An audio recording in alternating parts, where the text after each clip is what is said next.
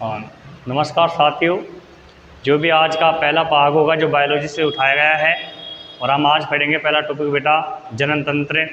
सबसे पहले आपको पता होना चाहिए जनन की परिभाषा क्या होती है। देखो, हमारे सृष्टि के अंदर वे जीव जो अपने समान संतान उत्पन्न करने की क्षमता रखते हैं उन्हें क्या कहा जाता है बेटा? जनन कहा जाता है। जैसे मानव जाति है जो अपने समान ही संतान उत्पन्न करेगी उसे क्या कहा जाएगा? जनन कहा जाता है। जनन क्यों आवश्यक है ये बातें आप सब जानते हो। सृष्टि का विकास बनाए रखने के लिए या सृष्टि के अंदर है सजीवों को रखने के लिए जनन का क्या है बेटा? आवश्यक है। क्योंकि अब हम बात करेंगे आगे बेटा जो मानव जनन तंत्र की हम बात करेंगे। सबसे पहले जनन तंत्र पढ़ेंगे बेटा नर जनन तंत्र। नर जनन तंत्र क्या होता है, यानी कि मानव के अंदर हम पुरुषों के बारे में पढ़ेंगे। नर जनन तंत्र का यह एक स्ट्रक्चर होता है जिसके अंदर क्या होता है, सभी विद्यार्थी ध्यान दीजिए। मैं इसको ऑफलाइन क्लास में भी पढ़ा चुका हूँ, लेकिन जो भी विद्यार्थी मेरी क्लास से वंचित रह गए या कोई और भी जितने भी विद्यार्थी कंपटीशन क्लासेज की तैयारी करते हैं वे विद्यार्थी मेरे यूट्यूब चैनल पर जाकर इनको ज़रूर पढ़ें।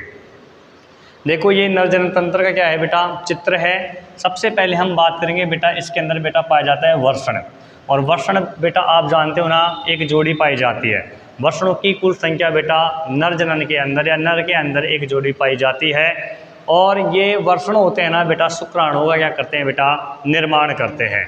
सबसे पहले जो शुक्राणु होता है ना बेटा, जो वर्षण से निकलकर और कहाँ पे प्रवेश करता है बेटा? शुक्रवाहिका में प्रवेश करता है। शुक्रवाहिका में प्रवेश करने के बाद में यह शुक्राणु अधिवर्षण में प्रवेश करेगा। और ध्यान रखना बेटा, जो अधिवर्षण होता है ना, इसके अंदर बेटा शुक्राणु का क्या होता है बेटा? परिपक्वन होता है। अधिवर्षण के अंदर शुक्राणु का क्या होता है बेटा? परिपक्वन होता है। शुक्राणु का परिपक्वन बेटा कहाँ होता है? अधिवर्षण में होता है। कहाँ पे होता है बेटा? अधिवर्षण में। इसके बाद में शुक्राणु शुक्रवाहिका या शुक्र नलिका से होते हुए बाटे कहाँ पे पहुँचते हैं बेटा? शुक्राशय में पहुँचते हैं, जहाँ पे शुक्राणु क्या रहते हैं बेटा? एकत्रित रहते हैं। लेकिन उत्तेजन अवस्था के बाद में बेटा ये शुक्राणु शीशन द्वार होते हुए शीशन से बाहर त्याग दिए जाते हैं। अब इसके अंदर क्या क्या क्रियाएं होती हैं, सभी विद्यार्थी ध्यान दें। देखो, सबसे पहले हमारे वर्षण के अंदर बेटा सोमनीफेरस एक नलिका पाई जाती है। इस नलिका के अंदर बेटा किसका निर्माण होता है बेटा? शुक्राणु का क्या होता है बेटा? निर्माण होता है।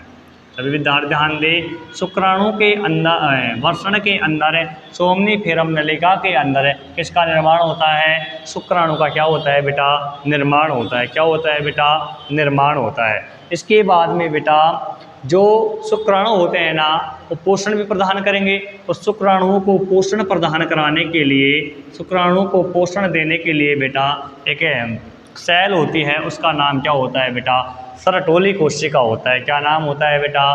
सरटोली कोशिका होता है। इसके बाद में इस वर्षण के अंदर कुछ कोशिकाएं पाई जाती हैं जिनका नाम क्या रहता है बेटा? लीडिंग कोशिका। और जो लीडिंग कोशिका रहती है ना बेटा, यह कोशिका टेस्टोस्टेरोन हार्मोन का क्या करती है बेटा? निर्माण करती है। तो सभी ध्यान दे बेटा, वर्षण के अंदर शुक्राणु का निर्माण होता है, लेकिन वर्षण के अंदर किस नलिका में होता है? सोमनीफेरम नलिका में होता है। शुक्राणु पोषण प्रदान कहाँ से करते हैं बेटा? सबको पता रहना चाहिए। शुक्राणु पोषण प्रदान करने के लिए बेटा सर्टोली कोशिकाएं जिम्मेदार रहती हैं। इसके बाद में बेटा जो मानव शरीर के अंदर नर के अंदर टेस्टोस्टेरोन हार्मोन का जो निर्माण होता है ना बेटा, वो किस कोशिका से होता है बेटा? वर्षण में पाए जाने वाले लीडिंग कोशिकाओं के द्वारा होता है। किन कोशिका के द्वारा होता है बेटा? लीडिंग कोशिका के द्वारा। अब बेटा बिल्कुल, टेस्टोस्टेरोन जो हार्मोन होता है ना बेटा, ये गौण लैंगिक लक्षणों का क्या करता है? विकास करता है। जैसे दाढ़ी मूंछ का आना वगैरह है, या फिर हार्मोन का उत्सर्जन करना या स्राव करना होता है। ये सब किसी आवाज़ का भारी हो जाना बेटा, ये सब किसके द्वारा होता है बेटा? टेस्टोस्टेरोन हार्मोन के द्वारा होता है। और जो नर में लीडिंग कोशिकाओं से क्या होते हैं बेटा? स्रावित होते हैं। इसके बाद में बेटा हम बात करेंगे कि जो शुक्राणु का जो परिपक्वन होता है ना बेटा, वो कहाँ पे होता है बेटा? अधिवर्षण में होता है। कहाँ पे होता है बेटा? अधिवर्षण में। शुक्राणुओं का जो परिपक्वन अधिवर्षण में होता है और बाद में शुक्राणु शुक्र नलिका से होते कहाँ पहुँच जाते हैं बेटा, शुक्राशय में पहुँच जाते हैं। और एक समय के बाद शुक्राशय से जो शुक्राणु होते हैं वो शीर्षण द्वार द्वारा शरीर से क्या कर देते हैं, बाहर स्खलन कर दिए जाते हैं या छोड़ दिए जाते हैं। ये बातें सबको आपको ध्यान रहनी चाहिए। इसके बाद में हम आगे बात करेंगे बेटा एक एक बिंदु की कि इसमें क्या पाया जाता है और क्या नहीं पाया जाता है। देखो सबसे पहले हम बात करते हैं बेटा कि जो काउपर की ग्रंथि है, जो प्रोटेस्ट ग्रंथि होती है बेटा, कौन सी ग्रंथि बेटा, काउपर की ग्रंथि।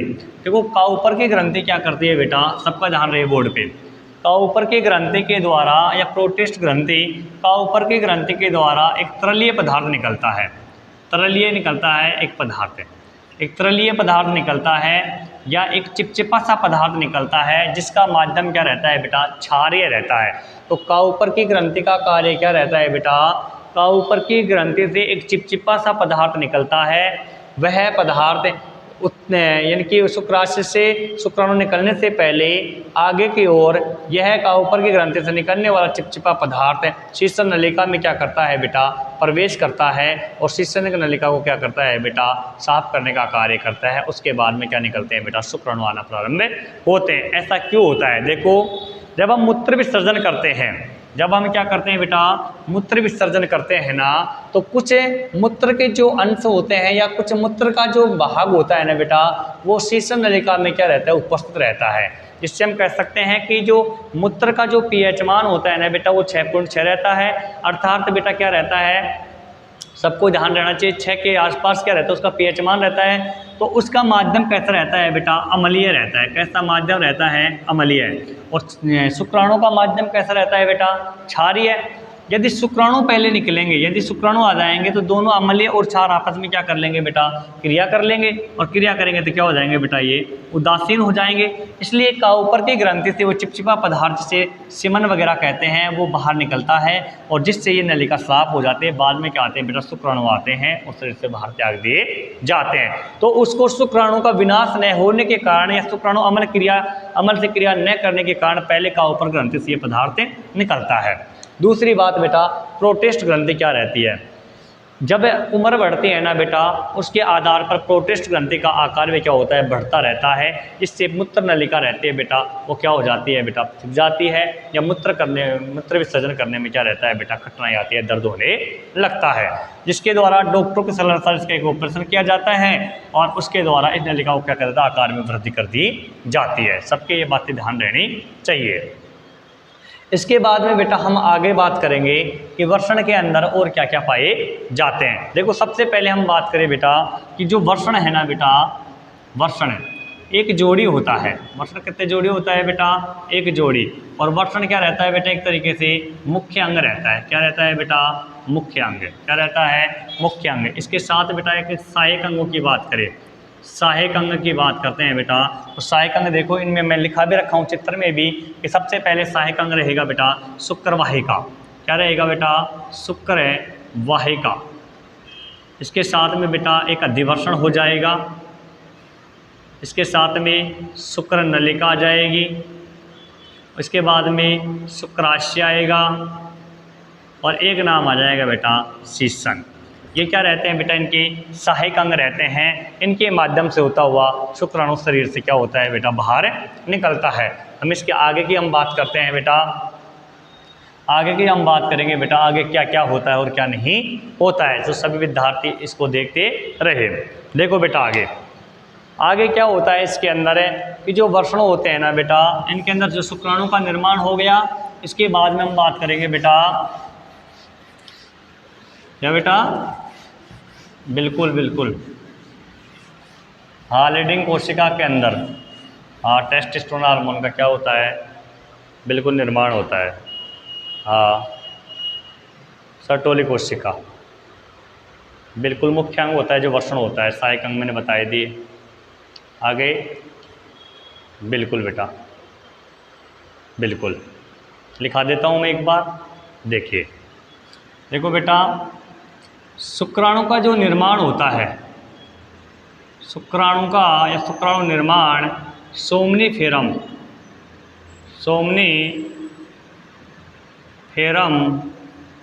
नलिका में होता है।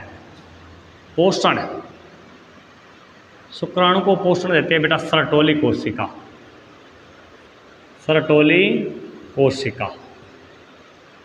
हाँ बेटा क्या, हाँ बिल्कुल, टेस्टोस्टेरोन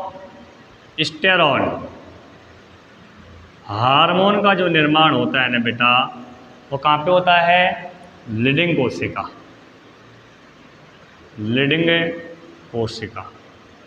बिल्कुल बात सही है। आगे देखो बेटा, हमारे शरीर के अंदर एक समय आता है बेटा 8 वर्ष का, 8 वर्ष के बाद में, 8 वर्ष के बाद वर्षण गुहा से, वर्षण क्या होते हैं बेटा, बाहर निकल जाते हैं। क्या निकल जाते हैं, वर्षण गुहा से वर्षण क्या हो जाते हैं बेटा, बाहर निकल जाते हैं शुक्राणु निर्माण के लिए। किसके लिए, शुक्राणु निर्माण के लिए। क्योंकि बेटा शरीर का तापमान क्या रहता है, ज़्यादा रहता है, इस तापमान के ऊपर शुक्राणु का निर्माण नहीं होता है। इसलिए 8 वर्ष के बाद में वर्षण भाग से वर्षण होते हैं ना, जो वर्षण गुहा से क्या हो जाते हैं, वर्षण कोश में बाहर निकले जाते हैं। यदि ये नहीं निकल पाते हैं, कुछ व्यक्तियों में नहीं निकलते हैं, उसे बेटा नपुंसकता कहते हैं, नपुंसकता या नपुंसकता कहते हैं, या कहते हैं बेटा क्रेप्टो और गोडिज्म, क्रेप्टो और गोडिज्म कहते हैं, या क्या कहते हैं बेटा, नपुंसकता कहते हैं। अगर वर्षण गुहा से या उदर भाग से अगर वर्षण बाहर नहीं निकल रहे हैं, तो इसका मतलब उनके अंदर क्या है बेटा, नपुंसकता है, या क्रेप्टो और गोडिज्म नामक रोग हो सकता है, या ऐसा हम बता सकते हैं कि वो इनफर्टिलिटी रहेंगे, बंध्यता में रहेंगे। ठीक है बेटा। इसके बाद में हम बात करेंगे बेटा कि वर्षण जिस कोष में पाए जाते हैं, वर्षण जिस कोष में पाए जाते हैं, जैसे वर्षण जिस कोष में पाए जाते हैं, उस थैली का नाम होता है ना बेटा, वो स्क्रोटम कहलाता है बेटा। क्या कहलाता है, स्क्रोटम। क्या कहलाता है बेटा, स्क्रोटम। ठीक है बेटा। जिस थैली में पाया जाता है उसे क्या कहते हैं बेटा, स्क्रोटम कहलाता है। क्या कहलाता है बेटा, स्क्रोटम, स्क्रोटम कहलाता है। ठीक है। इसके आगे हम बात करेंगे बेटा, सभी बच्चे ध्यान रखें, आगे क्या है कि जो शुक्राणु होता है ना बेटा, शुक्राणु फ्रक्टोज शर्करा से बनता है बेटा। शुक्राणु के अंदर बेटा, शुक्राणु में एक तो शर्करा कौन से पाए जाते हैं बेटा, फ्रुक्टोज शर्करा पाए जाते हैं। कौन शर्करा पाए जाते हैं बेटा, फ्रुक्टोज शर्करा पाए जाते हैं। शुक्राणु में कौन शर्करा पाए जाते हैं बेटा, फ्रुक्टोज।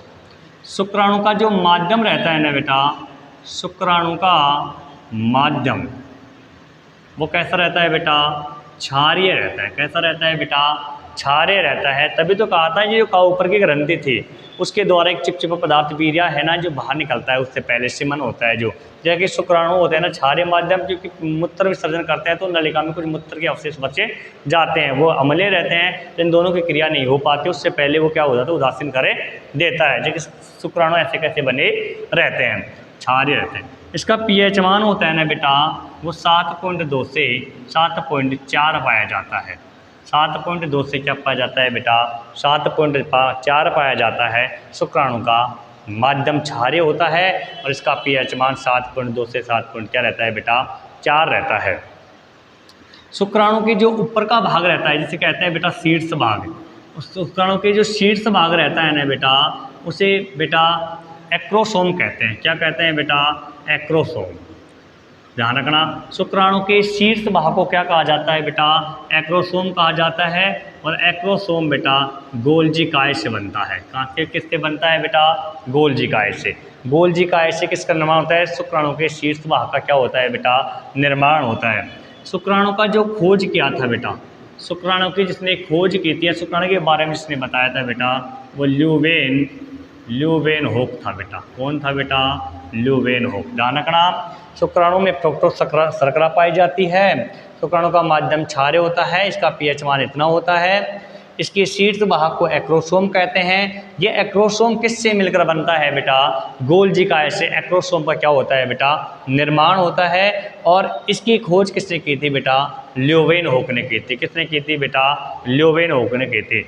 एक बार में जब मानव या नर जब शुक्राणु त्यागता है तो लाखों संख्या में क्या करता है बेटा, शुक्राणु का क्या करता है, निष्कासन करता है। लाखों संख्या के अंदर शुक्राणु क्या करता है, शरीर से बाहर निकालता है। बेटा क्या, पुच्छीय भाग, ध्यान रखना जो पुच्छीय भाग होता है ना, पुच्छीय भाग जो शुक्राणु को क्या करता है बेटा, गति कराने में मदद करता है। ध्यान रखना शुक्राणु को गति कराने के लिए शुक्राणु का कौन सा भाग जिम्मेदार कर रहता है बेटा, पुच्छीय भाग रहता है। लास्ट वाला भाग रहता है ना, पीछे वाला भाग जिसे पुच्छीय भाग कहते हैं, वो शुक्राणु क्या करता है बेटा, गति कराता है। और यह गति किस में करते हैं बेटा, सीमेन भाग में क्या करते हैं, गति करते हैं। तो हम कह सकते हैं काउपर ग्रंथि के अंदर जो लिक्विड पदार्थ निकलता है ना, वो उसको एक तरलता का प्रधान भी देता है, यानी तरलता का माध्यम भी बनाता है, ताकि शुक्राणु उसके अंदर क्या करते हैं बेटा, गति करते रहते हैं। तो सभी को ये बातें याद रहनी चाहिए।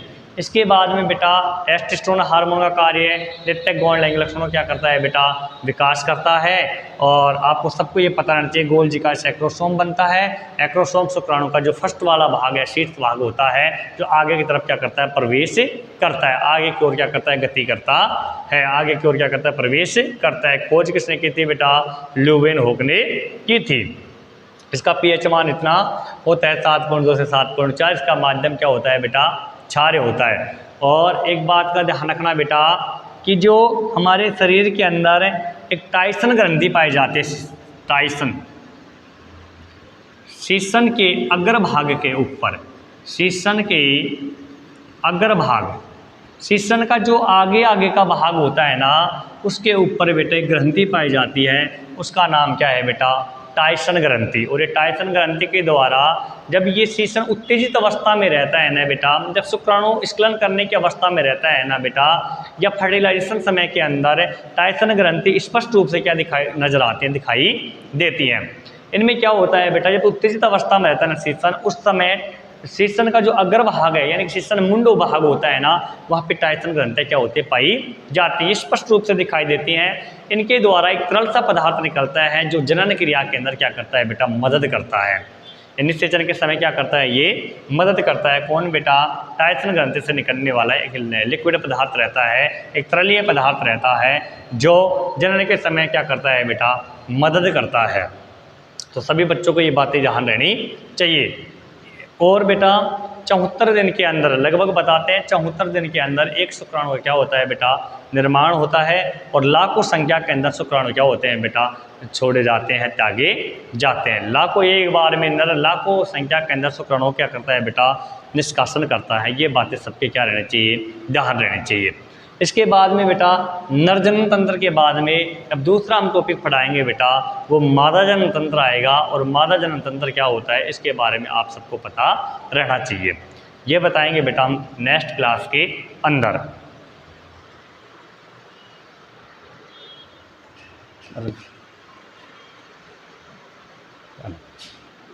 ये जगह लग रहे थे।